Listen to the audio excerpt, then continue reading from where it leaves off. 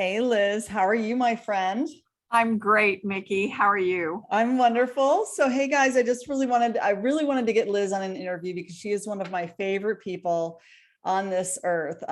She and I have become very close as of late. I initially met her through Charlie Ward because she works as a chief researcher and administrator on his show. You've probably heard her jump on, or she's also actually on the back end, the administrative site. What do you guys call it again? The Insiders We're Club? on the Insiders Club, Yeah. and I do co-hosting with him as my schedule kind of allows or permits. But yeah, it's Yeah. And so Insiders Club. Liz she was a co-owner of an asset management company for quite some time. And she is just a You're right. very hardcore researcher. She knows so much about the Bible. And she also has over 30 years of experience and background working with quantum physics. So she's very intrigued and interested and knowledgeable about the QFS and the big RV coming. So I just felt like you're always giving me so much information that I had to have you on my channel. So thanks for joining today. Oh, it's my pleasure. You are such a delight and so much fun, and we just kind of feel like we have known each other forever, and we're just kind of reuniting after maybe who knows how long of being friends again, and it's wonderful. Exactly. So one of the things that I wanted to recap on, because we had you on with Juan Savin yesterday, and he said some pretty amazing things. I was just curious if you wanted to share, I guess, some of the breakthroughs that you felt as of yesterday, specifically with the upcoming maybe tipping point. Absolutely right, because that was probably one of the most significant statements he made yesterday, was talking about the fulcrum. And you have the actual definition for the fulcrum, don't you? Yeah, let me pull that up. Keep Okay. talking. Let me pull that up as you talk. Okay. He talked about that we are moments away from the fulcrum. And you go ahead and give that definition Yeah. of the fulcrum. So it says the point on which a lever rests or is supported and on which it pivots, a thing that plays a central or essential role in an activity, event, or situation. So he kind of talked about a tipping point, like a teeter-totter. Right. And I said to him, it looks to me like what you're saying is that we have reached almost Rubicon, and the definition of Rubicon is the point of no return. So the tipping point that we're at is the fulcrum that he was mentioning, where, as he said, the longshoremen are striking, the police, the pilots, the military. I mean, we've heard yesterday that there were over 300,000 in our military that have said no to that specific medical treatment that most people are saying no to. So we're at that point where the people are saying enough is enough. This isn't America. This isn't what we signed up for. It's not the land of the free and the home of the brave. If we acquiesce, if we concede to being controlled, Yeah. It's just not the way that we're going to run our country. It's not who we are. And we set the tone for the rest of the world, because as America goes, so goes the world. We are the breadbasket to the world. We are the evangelist to the world. We set the tone for everything because God has a covenant with this nation, and he will uphold that covenant. He will bring forth, as Juan was saying, it will be, even if we go through a near-death experience, he will snatch humanity from going off the cliff. And when I had spoken to him about, because we were talking about 369, that Tesla said that if you understood 369, the magnificence of it, you would have a key to the universe. And what that actually means is the original energetics of 369 can be altered through the particle accelerator that's at CERN, the Hadron Collider. It's just outside of Geneva, Switzerland. And when I spoke with him about that, he said, that's like a shiny new toy. They have it, but they're trying to open gateways and portals with it. But that doesn't mean that's going to happen. It doesn't mean they're going to be able to destroy the earth or humanity, because God and his angels will stop it. That was a real significant point he made yesterday, didn't you think? Absolutely. And I've never heard him, I mean, I've heard him talk of a countdown, but I've never heard him talk about a tipping point or a fulcrum.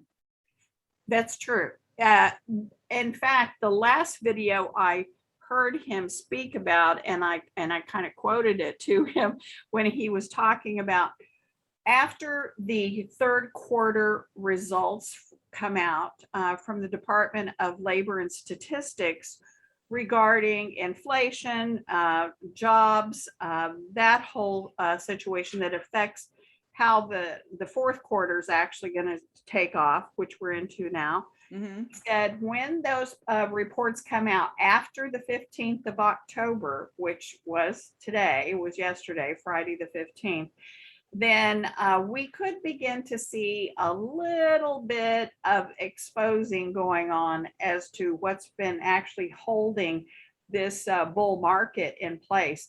And that was what I asked him, is that it seems we are probably in line for a correction of the bull market, because it just keeps going up and up and up. And yet we know that there's a lot of people that are not actually working right now, that they're actually striking.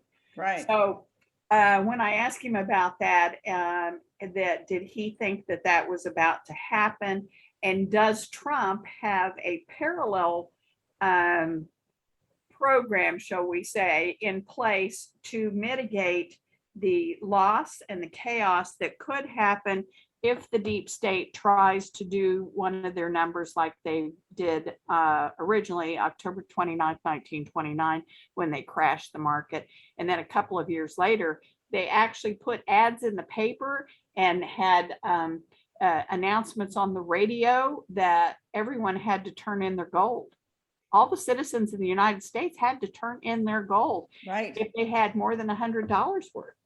So crazy. Yeah. So that was 2027, did you say?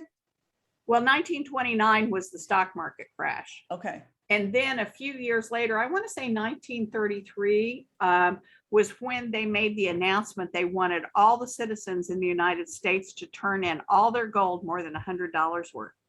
Wow. And yeah. And interesting that that's 33, right? So a third. Yeah, around that time, I believe. Satan's army. Mm-hmm. Yeah, so they have been doing things in October, as Juan pointed out. That seems to be one of their months. And talk about a little bit about what you had learned about October being a harvest month. Well, I was going to say, before I do that, you brought up the Cuban Missile Crisis. Right. And how that was also, and what year was that? Was that? That was 1962, a year before Kennedy was assassinated by the deep state. And I was researching about it the other night, because I was wondering what date in October of 1962 did this happen. And it started on the 16th of October, which is where we're recording right now, on the 16th of October. And it went from the 16th of October till November 20th of 1962. Mm-hmm. So I asked him about that. I said, is it possible that history could be repeating itself with different players this time? Obviously still the United States, but in this case, instead of Nikita Khrushchev, as it was with John Kennedy in 1962, that it would be with our government, our military against the CCP, the Chinese Communist Party, and especially over Taiwan.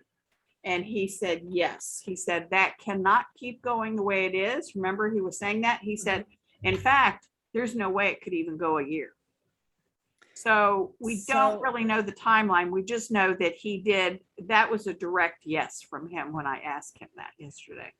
Yeah. And what I was going to say is, I guess, first and foremost, we know that the dark ones tend to do things on dates that are unbeknownst to us, right? And so there were many attacks on 9/11, not just the 2001 attack, but all across Benghazi, especially which is, I think, rather interesting, is that Prince William, they had him induced on a full moon lunar eclipse during, it was basically a 9/11 date. That total, it was the numerology came to that. So coming back to October, this is a time of festivals, right? It's a time of a harvest. And I kind of believe that maybe they are infiltrating that date. But it's interesting because I heard that JFK during the Cuban Missile Crisis claimed he was sick, and actually took a 2-week hiatus so that he could handle the crisis. And so to the public, they thought he was sick. And last year, 2020, Trump claimed he had COVID in October. So it's interesting how some of these things are lining up around the harvest. And then, yes, I will say this. Some of the things I've learned lately about what they do to children during the harvest, I can't even repeat. I can just tell you that no one's going to be celebrating Halloween anytime after everything comes out. Yeah, they definitely shouldn't, because it's not an innocent little children's holiday.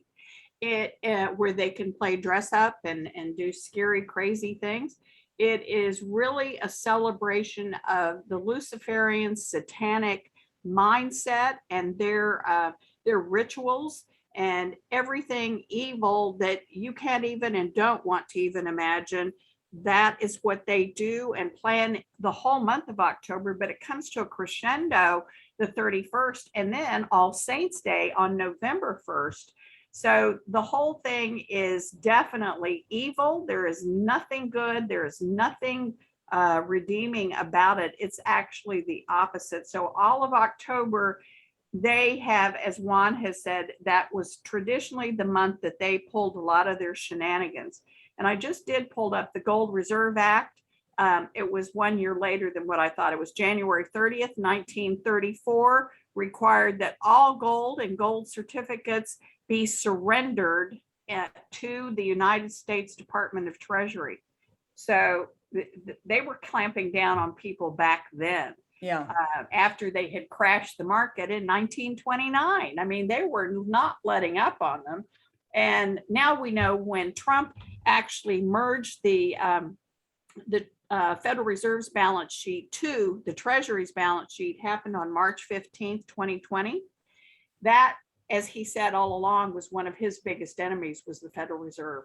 And now we know he's setting the stage for everything, in particular, the quantum financial system, because everything's going quantum.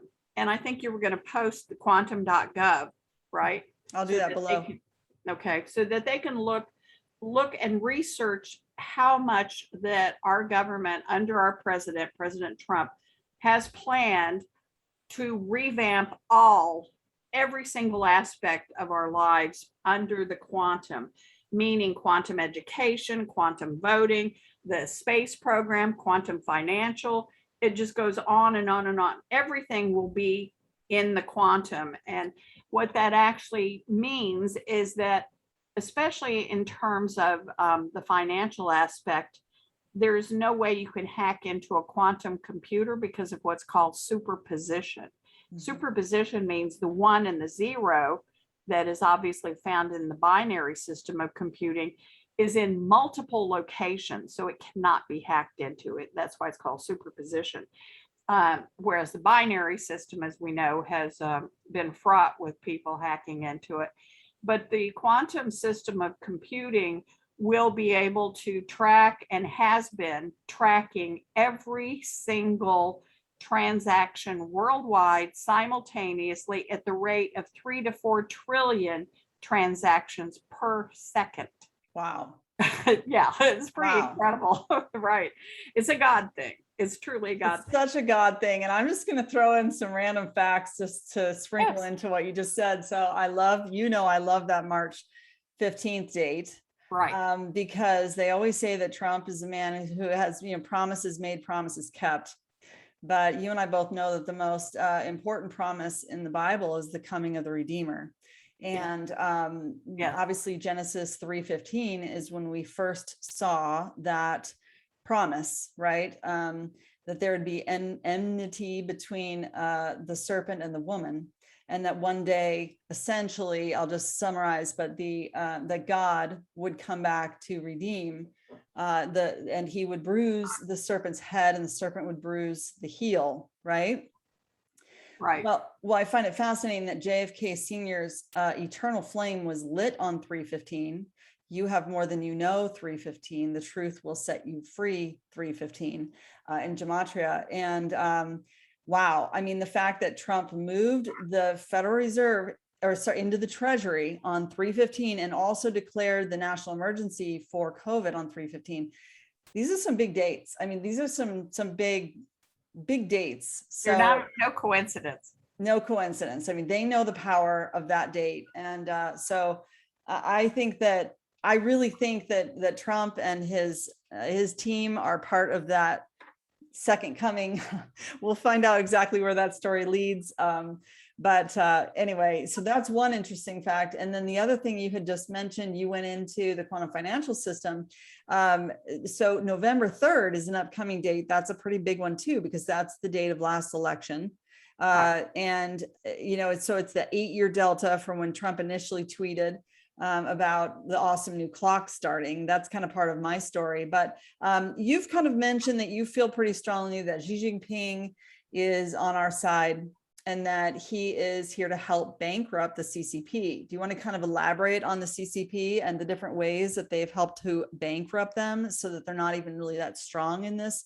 Well, exactly. And keep in mind the CCP, along with the 13 bloodline families of the Illuminati, were the ones that have been our biggest enemies. And now the 13 bloodline families, the head of them, again, the head of the serpent, has been taken down. That has already occurred. Mm-hmm. So what you're seeing are just the minions that really don't have true direction from the top anymore. They're just kind of going about doing whatever they think they should do. Mm-hmm. And that includes, say, the Soros Foundation, because apparently George Soros has already been executed, and apparently Hillary Clinton's been executed, and same thing with Joe Biden. That's why you hear the president say a lot recently, that's not Joe. I don't know who that is, but that's not Joe. And then in the CPAC speech last February 28th, which was like a State of the Union address, really, from our president, because we never heard one from Fojo. Or Beijing Biden, the terms are interchangeable. On February 28th at the CPAC convention, our president said, I heard that Joe took the shot last December, meaning that he was executed, probably at Gitmo, for crimes of high treason against this country. And they have them cold on everything. They're just not releasing all the information yet. And they know best as to what degree and how much they need to accumulate and when they're going to accumulate it, or actually bring forth the results that they've accumulated, probably through the emergency broadcast. And they'll probably have the military first announce it, and then they will announce who the true commander-in-chief is, and that is President Donald John Trump. Also, keep in mind, one thing that makes it very clear to you who the real president is. 7 days after the Fojo inauguration, on January 27th of 2021, who was actually made and nominated and appointed commander over the military in the Pacific? Charles None Flynn. Other than the younger brother of Michael Flynn, Charles Flynn. And so obviously it would be an extreme conflict of interest if the Biden administration put Charles Flynn in control of the Pacific. The entire Pacific, right? You said all the military forces. So yes. Navy. Yes, Marines. In particular the Navy. Okay. Right. Yeah, in the Pacific. So yeah, so that lets you know that Trump really truly is the commander-in-chief, because Biden would never have done that.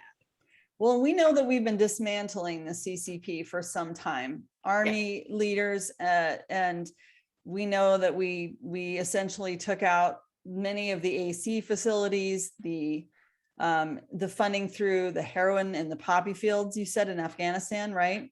Right, Afghanistan, also, and the Burma Triangle, in particular Myanmar, that those were two of the biggest poppy fields in the world. So the heroin production had definitely taken an enormous hit.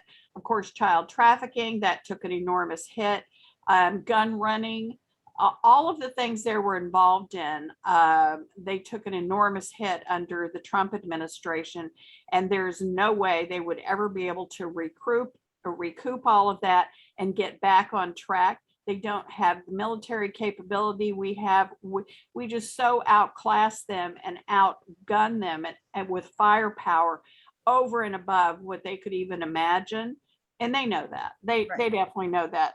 So I think at this point, the next thing will probably be the removal in whatever capacity of all of their nefarious activities under the Three Gorges Dam. Right. I think a lot of it has already, shall we say, been removed or cleaned out, but apparently there's still some left. Mm-hmm. And I think this whole thing with Taiwan will actually be, it'll be a false flag, but it will be a standoff, much like the Cuban Missile Crisis was, so that most of the world will really truly think, hey, at any moment, things could just go really bad, really quick. Yeah, and Trump has talked about, he's blamed the CCP for COVID. Right. He's also, I think, going to blame them for a market crash, right? Because of the seizing of their assets. Yes, a lot of their assets have been seized, and plus they haven't been able to make a lot of the bond payments that they've had. They're really truly imploding from the inside out. In particular, if you don't have the finances to keep your 200 million man army going, however many people they've got involved in that they have drafted into it against their will, you probably aren't going to be lasting very long. We're going to see the end of the CCP. There's no question about it. All the signs are there. Just as we really do have the end of the central banking system because of what Trump has done, which is one of the most heroic and powerfully important things any president has ever done for this country since the Federal Reserve was enacted, which was in December of 1913. It's been going on that long, and it's truly been all about stealing from the American people. But that central banking system actually started circa 1700 in Europe through the Rothschild family. At that time, the Rothschild Sr. was on his deathbed, and he called his sons together and said, each one of you are to start a central bank in the major cities of Europe, say Paris, etc. And you will be able to make money off of starting wars and also the rebuilding after the wars. You can sell them munitions. You can then make money on the backside of rebuilding the country that they just bombed. Yeah. So that was one of the ways that the central banking system got started by the Rothschilds, and then it is a worldwide thing. And then we know that when Trump did merge the Federal Reserve's balance sheet here in America into the Treasury, that was a significant, talk about a fulcrum, talk about a tipping point, talk about Rubicon. But he wouldn't have been able to do that had the quantum computer not been available to him, the D-Wave 2000, because this way it can never go back to the way it was, where they could steal from us and get by with it, because everything's being tracked by the quantum computer. Okay, so it looks like there's been a few glitches with Bank of America last week. Do you want to speak on that? There's been a few freezes where people were unable to get to their money. And so it's been kind of a prediction for some time that there could be a freeze of the central banking system, particularly JP Morgan Chase, Bank of America, Wells Fargo, where there has to be sort of that awakening moment where even those that have been resisting this awakening for so long are going to suddenly not have access to their money. And that will jolt them into realizing, okay, there really is something wrong here. I have to face it. Would you agree with that statement? And that, they're going to do that in order to make way for the QFS? I think that's a component. I don't think that's the only thing. I think that that would actually be the kind of thing. Yes, if people couldn't get access to their money, their ATM card didn't work, or for whatever reason, the banks went on a bank holiday for 3 or 4 days or a week, it probably would freak out a lot of people, but not as much as the situation with the CCP in Taiwan. Mm. That would be the ultimate thing. Number two would be the involvement regarding the financial aspect. But if you put both of those things together a few days apart, I think then you've got the recipe for what they might be talking, what Juan could have been referring to that we discussed with him, the near-death experience, where it really does shake people up.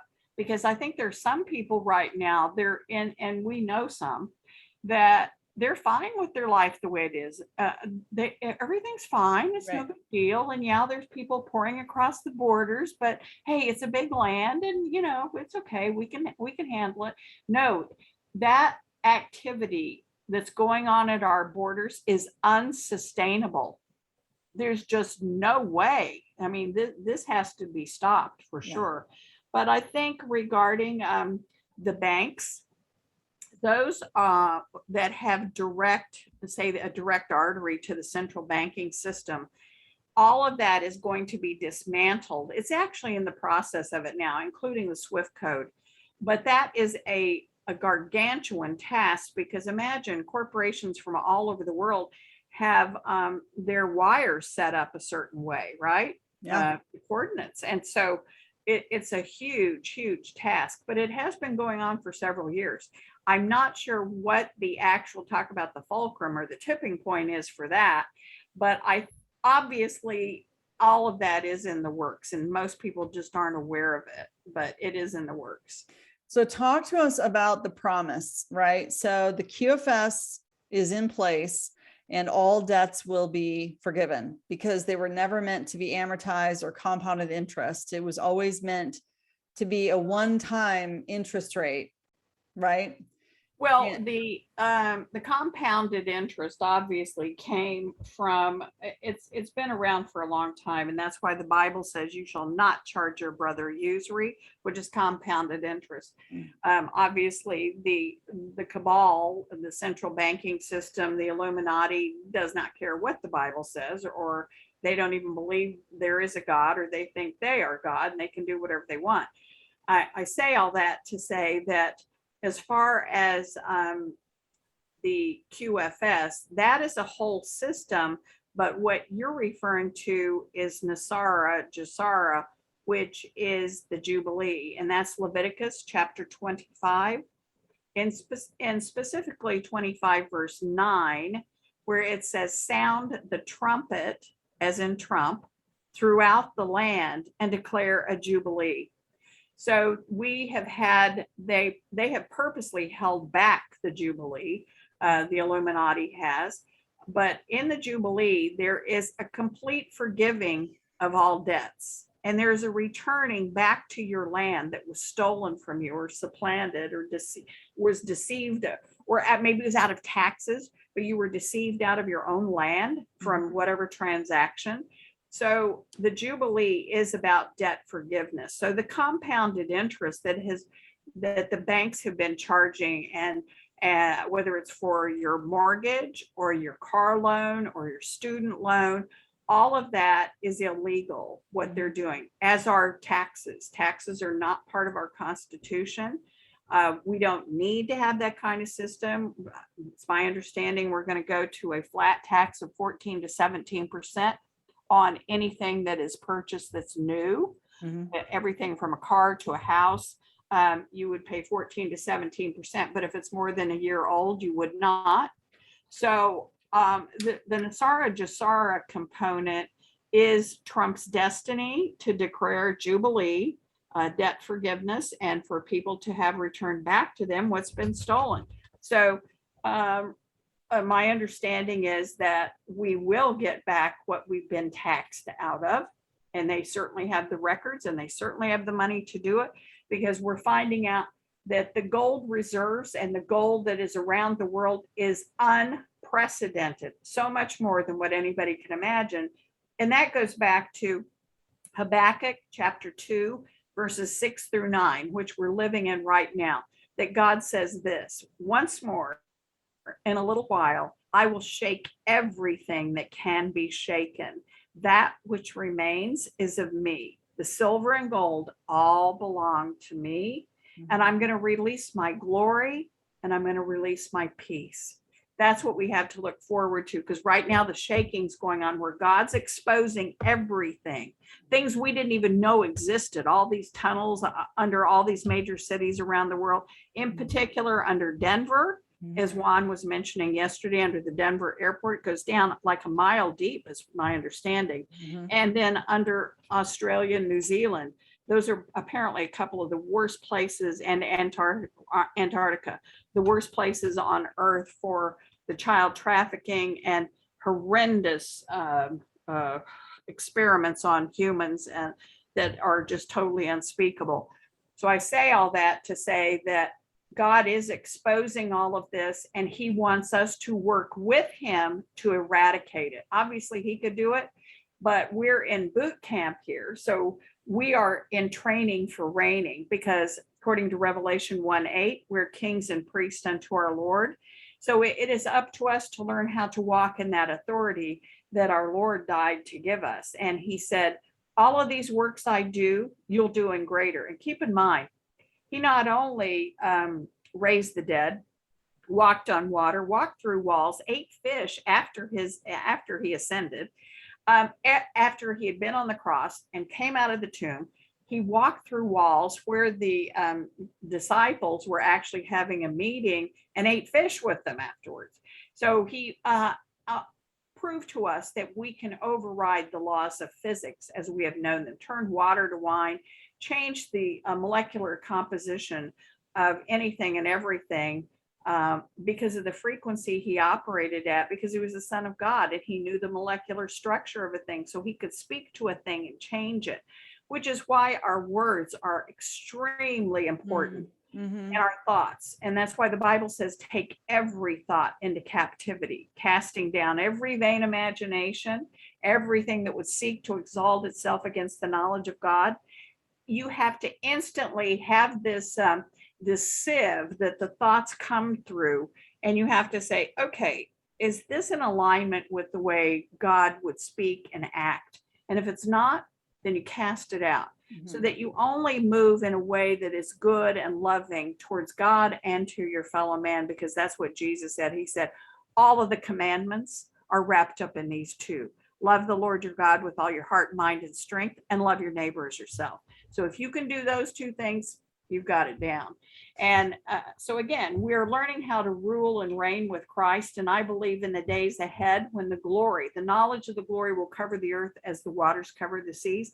In the glory realm, which is the atmosphere of heaven, that's the realm that Jesus operated out of after he was transfigured on the top of the Mount of Transfiguration, where he met with Moses and Elijah. When that happened, he was able to then fully engage being God and man here on earth, and manipulate all the laws of physics, and did the miraculous things he did. But as I said, one of my favorite verses is, the works I do, you'll do in greater. So the time we're coming into in the glory, we are going to have the ability through thought form. We can think a thing and it will manifest. And that's also in Isaiah chapter 65, that before they were even finished praying, I answered them. And it also talks about that it will be known that if a person dies at the age of 100, they would be considered a child. And what that actually means is, in the glory realm, there's no aging, there's no decay, because there's no time. Time space is in the fourth dimension. And so it's actually a bridge between the third dimension and the fifth dimension. So we have to think in terms of superseding that, and knowing that God does not exist in our time space dimension. He did, actually created time. He gave time to man to number his days, that he might gain a heart of wisdom. I love learning from you, Liz. I just made a video about creating my own movie.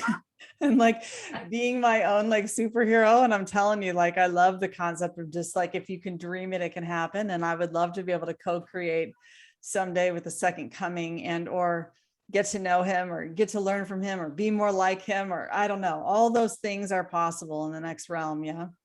That's right. It's really, it's part of the kingdom age that we're getting ready to come into. And you can use the term the golden age, the kingdom age interchangeably.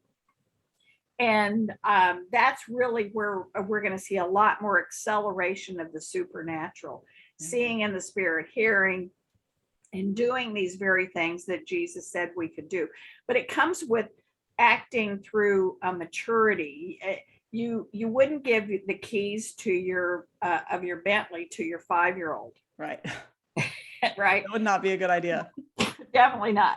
And so God, obviously, when we're ready and we're mature enough and we pass different tests, then he will promote you to the place where you can handle more supernatural activities, because he knows he can. Because imagine if right now we didn't have time as we've known it, and we had a lot of people just saying things, and then it would instantaneously be created, it could be absolute chaos, right? Yes. Right. So Yes. that kind of ability will only initially be given to those who have passed the test and that are mature in the spirit, because they realize that he is the vine, we are the branches, we can do nothing apart from him. And so you get ego out of the way, your own self, which ego is, think of it this way, edging God out. Mm-hmm. And instead, you just realize that you can't do anything apart from him. And you just ask him to empower you with the authority that he died to give you, and ask daily for the mind of Christ and for him to order your steps. And I think that is extremely significant. One of the most important things that he's taught me is out of Psalm 139:16, which is about our individual scrolls of destiny. Mm-hmm. And it goes like this: before you were even formed in your mother's womb, I scheduled every day of your life and wrote it in my book of remembrance, which is your scroll of destiny. We each have one. And if you seek him about the main highlights in your scroll of destiny, which I believe we get to know what some of those are before we come into the earth realm and agree to them, he will show those to you. And I've been fortunate enough that I've known one of the most incredible prophets of my life since 1984, who told me a lot of the major highlights of my life and what the essence or the main thrust of my destiny would be. And so that's really helped me stay on track and not get scattered in all of the wonderful things that I research and find out about, that it still comes back to two main components. And that's where I try to stay. But one day the Lord told me the greatest prayer that you could pray over yourself and your family members and your friends, business associates, is this: that each day of their life reflects perfectly with what he wrote in their scroll of destiny. Nothing's greater than that. That Yeah. every moment of every day reflects perfectly with what he already foreordained and wrote in your scroll of destiny. Yeah. And, I mean, there's research studies that are coming out now to where they can take our DNA strands and tell us who we were in past incarnations. There are certain colleges studying this now. And in Luke 12:2, it said, there is nothing concealed that will not be disclosed, or hidden that will not be made known. So that's kind of exciting. I mean, I feel like if we learn of our scroll of destiny, and we get to learn maybe where we've come from, that gives us more clarity on where we're going in the future. And what an honor. I mean, what an amazing time to be alive. It's an incredible time to be alive. And I believe that obviously he knew ahead of time and put the right ingredients in each of us to fulfill our destiny. And if we seek him about what that specifically is, yeah. I believe he'll show us. I believe he'll tell us to help empower us and give us the tools and the connections to be able to stand before him and him say, well done, thou good and faithful servant, that you actually ran the race that was set before you and you completed it beautifully and successfully. That's what we all really, I'm sure in our hearts, really strive to and want to do. Yeah. And he's faithful to help us with that. Yeah. Okay, so let's bring it back to the financials just really quick. So we spoke about Trump. He's going to be able to replenish the market with all this gold that they found, but also he sees the assets of so many different, you even said Fortune 500 companies, not just Amazon, Google, Facebook, but those assets have been seized. You've also talked about the bond sales for each of the countries that if those are liquidated, or that liquidity would trigger and fund the QFS system at some point in time. That is my understanding regarding the liquidity from the bonds, that it will actually help fund and trigger the initial QFS. Things are in place for it, but for the big wheels to start turning, just think of it that could actually be the case. Then regarding the RV, the revaluation of the different currencies, that there are 23 in the basket of currencies that we're aware of. There may be more, but we know that that's the numbers between 22, 23. And the most popular are like the dinar, the zim, and the dong. Right. Well, the Iraqi dinar, here's the backstory on that, because the people are like, well, what, what's the deal? Well, the reason why these countries' currencies are going to revalue is because the Illuminati, in this particular case for Iraq, Bush 41, Bush Senior, and Dick Cheney actually had a plan to fill the coffers of oil with the oil in Iraq. So they took down their puppet, Saddam Hussein, by saying he was kind of just getting too big for his britches, what he was doing in Kuwait. They took him down, and they also knocked down their currency, and it had been in the range of 376 to 386 to our dollar. And so when Trump says he wants to really level the playing field for all the currencies in the world, this is one of the ways this is going to happen, so that these countries that have actually taken a beating from the Illuminati, and these people have suffered a long, long time in Iraq, and they shouldn't have had to because of what Bush and Cheney did. That revaluation of their currency is going to make them whole again. Yeah. And then, of course, we know the investors who have invested in really believing that at some point these currencies are going to revalue and go back to where they were. So they're reinstated is actually more of an accurate term. That will happen. And then after the revaluation of these baskets of currencies, we will go fully on the gold standard worldwide, is my understanding, with the gold certificates attached to every single denomination of currency around the world, so it can always be tracked by the quantum computer. So there's no more stealing, no more theft. All of that is finished, because every single country in the world will have its currency backed by gold certificates that will be tracked by the Starlink satellite system. So regarding the RV, it is a real thing, and I've sent you the actual clip of our president in the Rose Garden on June 5th, 2020 at 10:38 a.m. Eastern Time.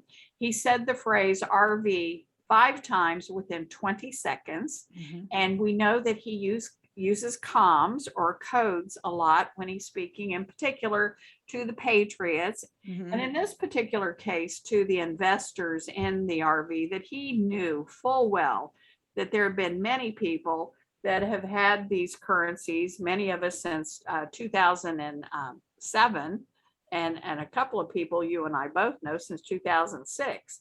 So it's not too late. Just, anyone can invest. You can become an investor today. We'll provide some links below. We highly recommend it, because then you can utilize these funds toward humanitarian efforts, and some can actually be cashed out, right? Well, for the Zim, it's my understanding that very little of that money will go anywhere except back into Zimbabwe and in the continent of Africa. Okay. that it's truly a humanitarian project, the Zimbabwe currency and Zim bonds. So as far as the Vietnamese dong or the Iraqi dinar, as we just mentioned a few moments ago, there will be money that can be made from that, is my understanding, because even if they go 1-to-1, it's still a lot of money considering right now their currencies are valued at just pretty much nothing, a tenth of a penny. Right. So once that happens, even 1-to-1 is a windfall. But it's my understanding that the Treasury estimates that there's more than, or right around rather, 9 million investors in these currencies worldwide. So there aren't very many people when you consider there's approximately 7.7 billion people on the planet. So not very many people know about it, or they don't believe it, or whatever the case is. If it doesn't resonate with you, it's not for you. Right. And that it has to ring the bell instantly, because if it doesn't, it's just not part of your destiny. This is a phrase that I feel is extremely important to always keep in mind. You recognize your destiny. You recognize your destiny and you remember who you really are. Because when we come here, we go through the stratosphere at 65,000 feet and we get what I call spiritual amnesia. So your whole life is about remembering who you really are in God and what he has designed and destined for you to do, because that's all that matters. Nothing else matters. It matters. You've been given certain talents and abilities, like in your case, you're an absolutely incredible artist. And to use that ability, I mean, it pleases God when we use the talents and abilities and gifts he's given us, and even the blessings he's given us. We are blessed to be a blessing to others, because in doing so, again, it goes back to that verse I was talking to you about, is that you can give and it shall be given unto you, pressed down, shaken together, running over, shall men give unto your bosom. God actually inspires men to give to you.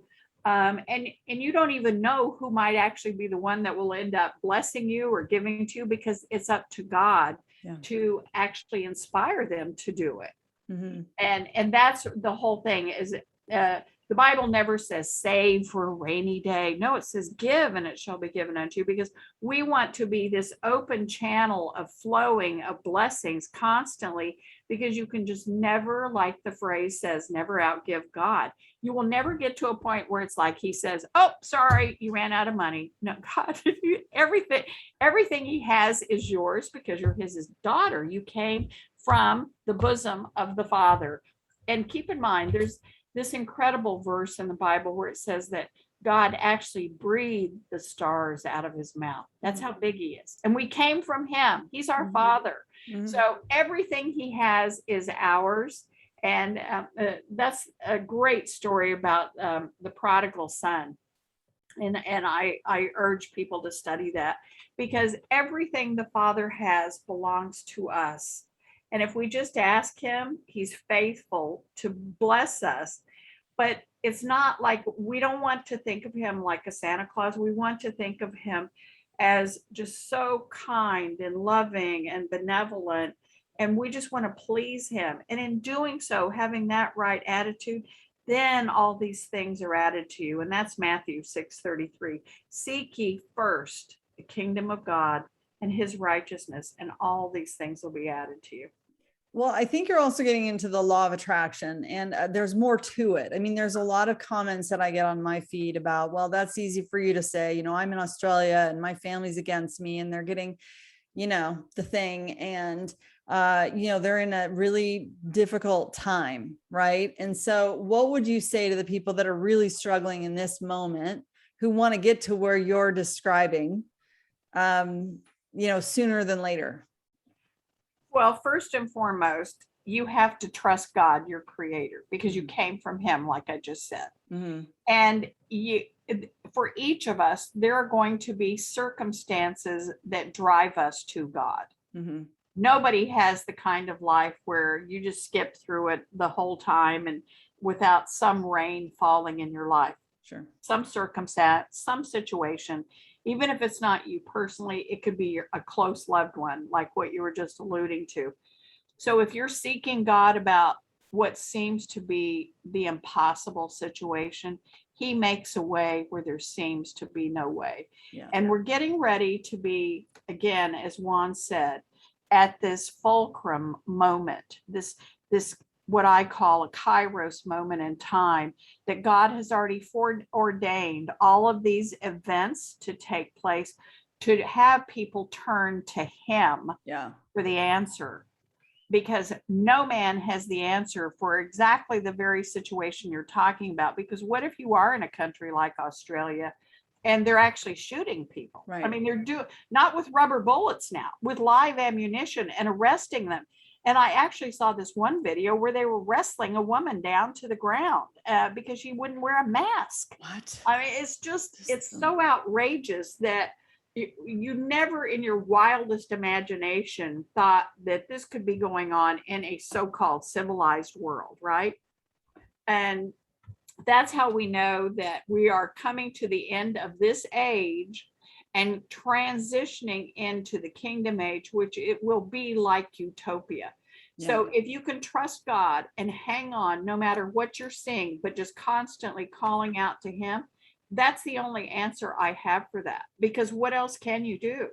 Yeah. And another thing I will just point out that has become, that I've become mindful of is, you know, this is not like any other war that we've seen. This is not like World War II, where in Berlin you would wake up and, you know, and see that your neighbor's home has been bombed and you're going through rubble to see if there are survivors. You're not bringing people in who are terrified of, you know, being taken to a concentration camp because of their religious beliefs. We are in a situation actually where they are showing us exactly, you know, it's like it's a world war against a very small few elite.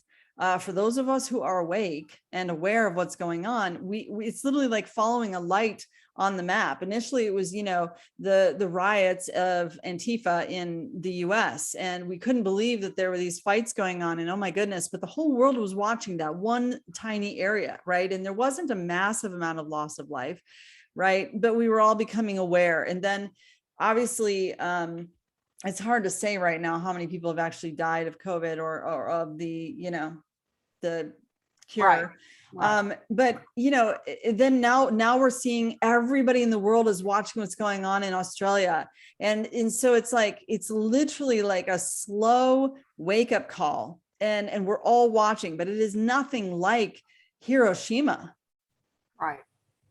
I mean, we do have to be grateful that he's showing us that this is divine intervention, and that this is I mean, as hard as it is to watch our fellow friends be asleep and not notice what's going on, it still is a slow wake-up call for all of humanity. That's kind of a blessing in and of itself. Yeah, I so agree with you that this is unlike any war or conflict that has ever been on the face of the earth. And yet we don't even know behind all of those wars what the actual truth was. Because again, with the Rothschilds, I mean, that's how they made the money, was funding Napoleon on one side, and then also the other side they would fund, and then they would, as far as whatever cities got bombed out, they would come in and give people loans and make tons of money off of the rebuilding. So we don't even really know what was behind all of these wars. But I honestly don't feel that they were as we have been told through history. Yeah. So that's one thing. Then secondly, this is a digital Pearl Harbor, as Juan has said, that we have been suffering through. However, the enemy has been caught. And the Bible says if the enemy's caught stealing from you, he must restore sevenfold. Mm-hmm. So there's getting ready to be a restoration of everything that's been stolen from us. And we have been through a particularly harsh season. Mm-hmm. But now we're going to come into a time of restoration and renewal, and to have these technologies that have been held back, including the med beds, because we know that those actually do exist. Mm-hmm. I mean, you actually know of individuals that use frequency for healing. Yep. So there's all kinds of technologies that are about to emerge. Mhm. It really is going to be a utopia that we're coming into. And so the best really is yet to come, like your sign behind you. Really, it's more than just a saying. It is beyond what anybody can imagine. And that's what the Bible says, that eye has not seen, nor ear heard, nor entered into the heart of man the things which God has prepared for those who love him. But he reveals them to us by his Spirit. And that's really where we're coming into, is above and beyond what you can ask or think. That's what he's going to do. I love that, Liz. Well, I think that's a perfect closing point. Oh my gosh, my friend, I just adore you. Thank you so much for joining us. Oh, I adore you too, sweetheart. You are an angel, and it's been my pleasure. And I hope this has been a blessing to all of the wonderful little angels that watch you. And I want to thank them too for all the great comments they made about you and myself and Tom, and especially Juan. That was really a joy, and I know that we'll be doing that again soon. Yeah, absolutely. Okay, we'll talk soon. All right, bye. Bye.